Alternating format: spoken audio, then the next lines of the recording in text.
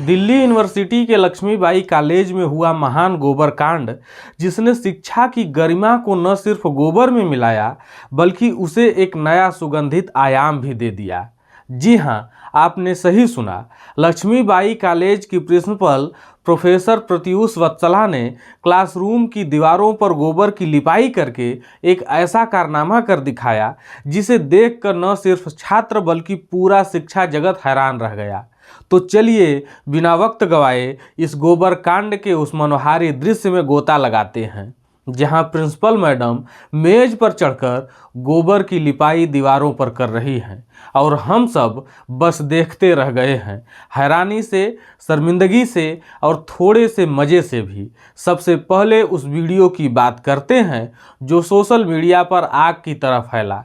इसमें principal professor Pratyush वत्सला, जो शायद खुद को किसी स्वदेशी रिसर्च की मसीहा समझ रही थी, क्लासरूम में छात्रों की मेज पर चढ़कर दीवारों पर गोबर पोत रही हैं। हाँ, आपने सही सुना, मेज पर चढ़कर, जैसे कोई मिस्त्री प्लास्टर कर रहा हो। बस फर्क इतना है कि प्लास्टर की जगह गोबर था और यह कोई छिपा हुआ वीडियो नहीं था, बल्कि खुद प्रिंसिपल मैडम ने इसे एक व्हाट्सएप ग्रुप में शेयर किया और बड़े गर्व के साथ उनका मैसेज था, जिनकी यहाँ कक्षाएं हैं उन्हें जल्द ही ये कमरे नए रूप में मिलेंगे।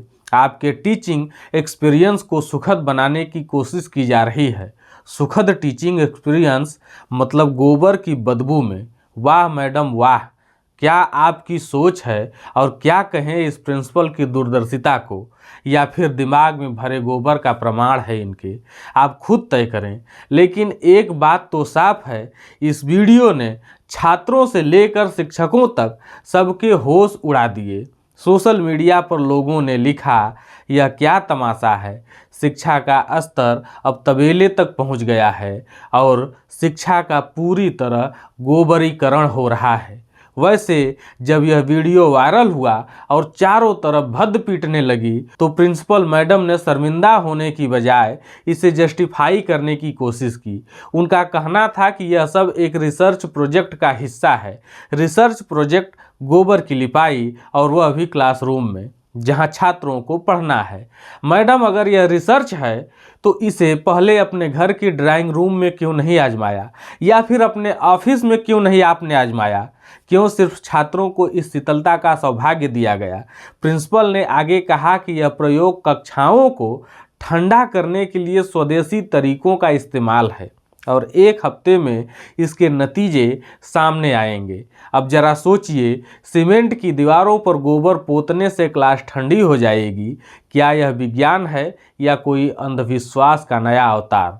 और अगर यह इतना ही वैज्ञानिक प्रयोग था तो क्या कोई डेटा था, क्या कोई स्टडी थी? नहीं, बस एक प्रिंसिपल का दावा और गोबर से सनी दीवारें।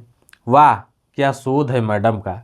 शायद अगली बार मैडम हमें बताएंगी कि गोबर से बिजली भी बनाई जा सकती है, बस थोड़ा साहस चाहिए उसे जलाने का। लेकिन जानते हैं, इस गोबर कांड का सबसे मज़ेदार मोड़ तब आया जब दिल्ली यूनिवर्सिटी स्टूडेंट यूनियन के प्रेसिडेंट रौनक खत्री ने इस मूर्खता का जवाब देने का फैसला किया।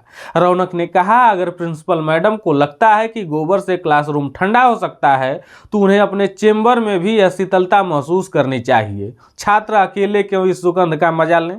फिर क्या था, रौनक खत्री प्रिंसिपल के ऑफिस पहुंच गए, हाथ में गोबर की ट्रे लिए। उनका प्लान था कि प्रिंसिपल के चेंबर की दीवारों को भी उसी स्वदेशी शीतलता से नवाजा जाए।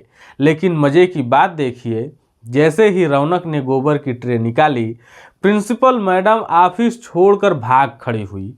आप अपने घर पे कीजिए, आप अपने घर पे कीजिए। देखिए, एक मिनट, आप वो रिसर्च अपने घर पे कीजिए।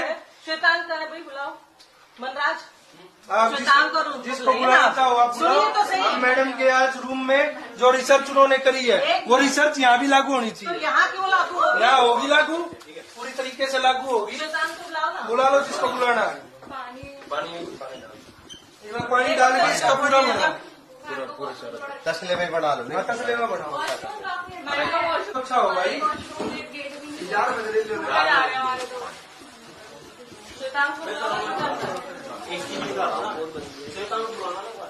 एक ही दिन में साफ हो जाएगा। अभी एक ही दिन में एक दिन के अंदर गोबर साफ करा देंगे अपने रूम में से।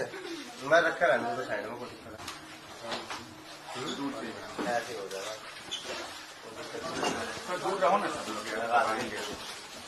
भाई ऐसे लगाओ इसने पूरा दो लाओ ना भाई। अरे मैडम, रिसर्च प्रोजेक्ट का इतना गर्व था तो भाग क्यों गई?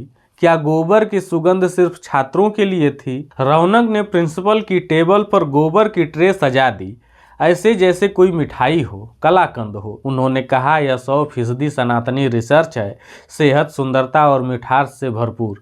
जो खाए वह सीधे स्वर्ग जाए। मजाक नहीं, यह दृश्य इतना मज़ेदार था कि कॉलेज स्टाफ भी काफ़ी हंसने लगा था। लेकिन सवाल यह है कि जब गोबर की बात अपने ऑफिस तक आई तो प्रिंसिपल की हिम्मत क्यों जवाब दे गई? स्टाफ की घबराहट और प्रिंसिपल की चुप्पी। अब जरा लक्ष्मीबाई कॉलेज के स्टाफ की हालत पर भी नज़र डालते हैं। जब रौनक खत्री गोबर लेकर प्रिंसिपल के चेंबर पहुंचे तो वहां मौजूद वाइस प्रिंसिपल और बाकी के स्टाफ, उनके चेहरे पर हवाइयाँ उड़ने लगी।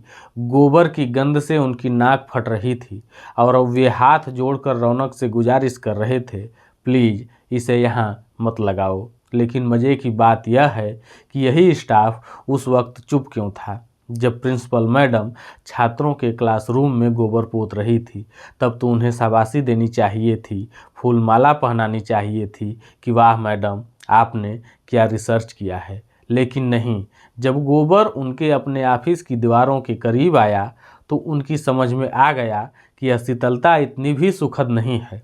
और प्रिंसिपल, वह तो इस पूरे तमाशे के बीच कहीं गायब हो गई। रौनक खत्री हर उस जगह गोबर पोतते चले गए जहां से प्रिंसिपल को इसकी खुशबू मिल सकती थी, लेकिन मैडम थी कि मिली ही नहीं। शायद उन्हें एहसास हो गया था कि यह रिसर्च अब उनके गले पड़ने वाला है। अब जरा इस गोबर कांड से परे सोचते हैं। लक्ष्मीबाई कॉलेज में छात्रों की बुनियादी शिकायतें क्या हैं? गर्मी से परेशान हैं क्योंकि क्लासरूम में पंखे नहीं चलते।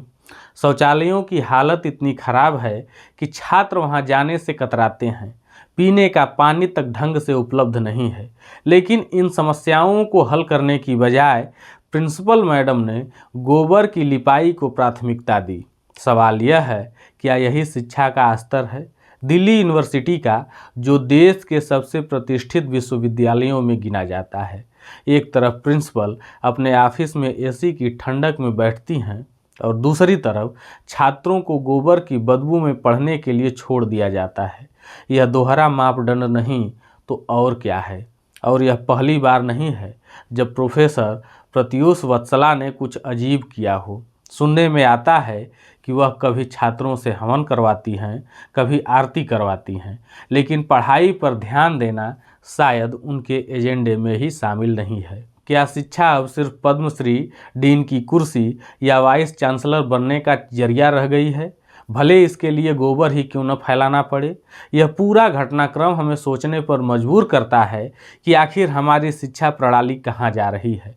एक प्रिंसिपल जिसके पास इतना बड़ा पद और जिम्मेदारी है, वह ऐसी मूर्खता कैसे कर सकती है? और उससे भी बड़ा सवाल, जब छात्रों ने इसका विरोध किया तो वह शर्मिंदगी की बजाय अपने ऑफिस से भाग क्यों गई?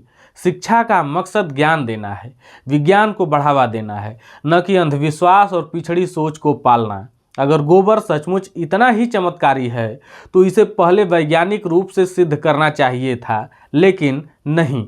यहाँ तो बस एक प्रिंसिपल का अहंकार और उसकी मनमानी थी। रौनक खत्री ने जो किया वह सिर्फ एक मजाक नहीं था, वह एक सवाल था।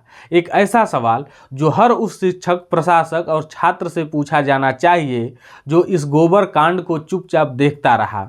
अगर यह रिसर्च इतनी ही शानदार थी तो प्रिंसिपल अपने चेंबर में इसे क्यों नहीं लागू करना चाहती थी? जवाब साफ है, क्योंकि गोबर की बदबू कोई भी बर्दाश्त नहीं कर सकता, सिवाय उन छात्रों के जिन्हें मजबूरी में क्लासरूम में बैठना पड़ता है। यह गोबर कांड सिर्फ एक घटना नहीं, यह हमारी शिक्षा प्रणाली की सड़ांध का प्रतीक है, जहां बुनियादी सुविधाएं नहीं हैं, जहां छात्रों की आवाज़ दबाई जाती है और जहां प्रशासक अपनी मूर्खताओं को रिसर्च का नाम देकर बच निकलने की कोशिश करते हैं। हमें चाहिए कि हम इस गोबर से बाहर निकलें, शिक्षा को वह सम्मान दें जो वह डिजर्व करती है। प्रिंसिपल जैसे लोगों को समझना होगा कि उनका काम छात्रों को पढ़ाना है, न कि उन्हें गोबर की गंध में जीने के लिए मजबूर करना। और हाँ, अगली बार कोई ऐसा प्रयोग हो तो पहले उसे अपने घर पर आजमाएं, फिर छात्रों पर थोपें। तो आप क्या सोचते हैं, क्या यह गोबर कांड एक हंसी का पात्र है या फिर शिक्षा के लिए खतरे की घंटी? कमेंट में अपनी राय ज़रूर बताएं। और अगर आपको यह वीडियो पसंद आई हो तो लाइक, शेयर और सब्सक्राइब करना न भूलें। मिलते हैं अगली वीडियो में, तब तक गोबर से बचें और शिक्षा को संभालें।